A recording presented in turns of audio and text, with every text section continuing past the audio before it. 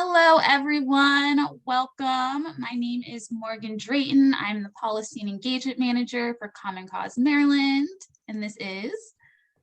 Hi, my name is Isabel Matiella. I am a research and policy intern for Common Cause Maryland, and we're here today to teach you how to do petitioning in Anne Arundel County from Fair Elections Maryland.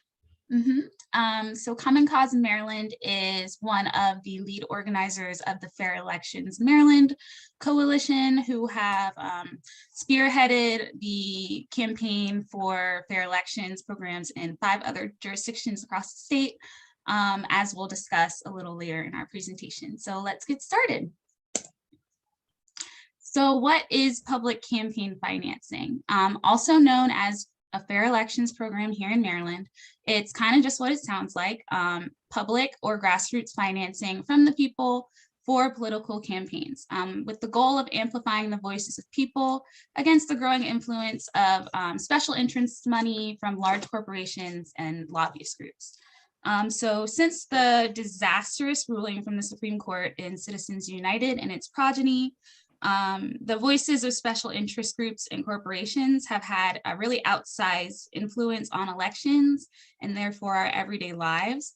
And public campaign financing is a way of recentering the conversation on the needs of the community rather than just those who have a lot of money to throw at campaigns.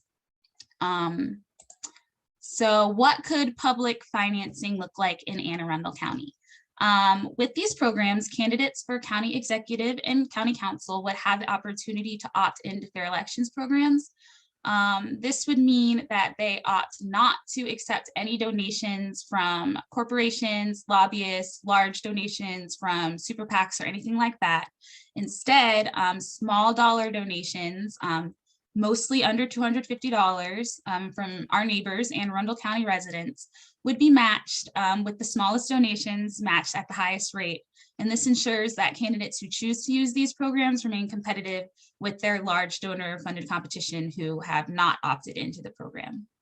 So over time, this would reduce the impact of large and corporate corporations on our campaigns and shift the conversation back to everyday voters like you and I. So similar systems already exist, like I said, in 5 other jurisdictions across the state: Baltimore City, Baltimore County, Montgomery County, Howard County, and Prince George's County all have fair elections programs.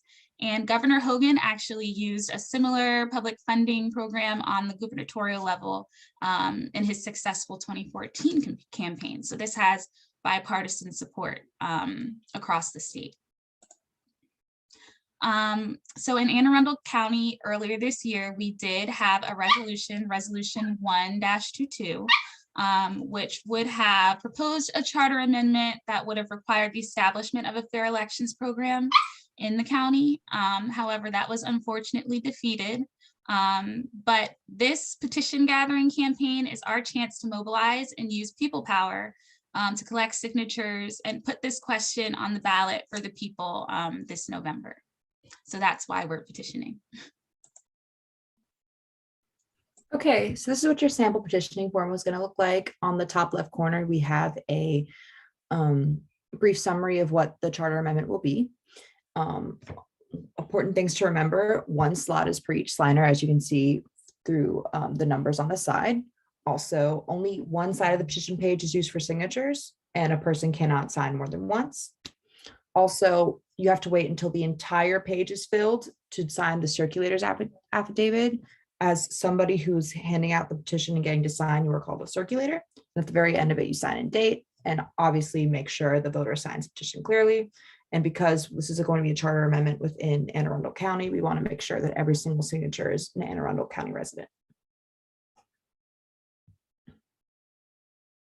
So here are the signature requirements. You need a date and you need a printed full name, the current permanent residence address, date of birth, and signature. For the signature, it's 1 printed and 1 in cursive. The printed name is not required to match signature, but the names must be consistent. For example, they have here, the registered voter's name is John Henry Smith, and the printed name is John Smith, but the signature on the petition is J.H. Smith. As long as the first and last name are consistent, like the J signature and the Smith at the very end, it'll still work itself out. Here are our Fair Elections Maryland's goals. We want 10,000 signatures secured from petitions. We've already started with County Executive Pittman's campaign to get signatures as well. So we're adding on to that. And obviously we want our charter amendment on the ballot November 22, approved by the Anne Arundel County voters, which means those 10,000 signatures are needed.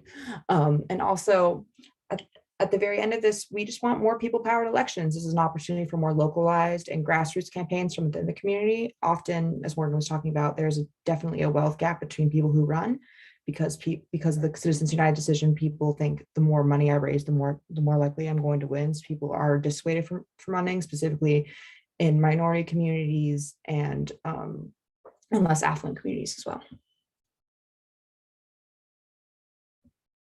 So things to remember before the collecting. As we remember, we're Petition Circulators. The Petition Circulator doesn't need to be a registered voter of Maryland and doesn't even need to be a resident of Maryland. You just need to be at least 18 years of age.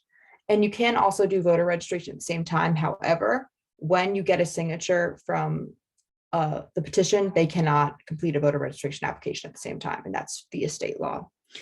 And if you want any further info, we are going to provide the link to Fair Elections Anne Arundel County at Weebly, so you can get more quick facts.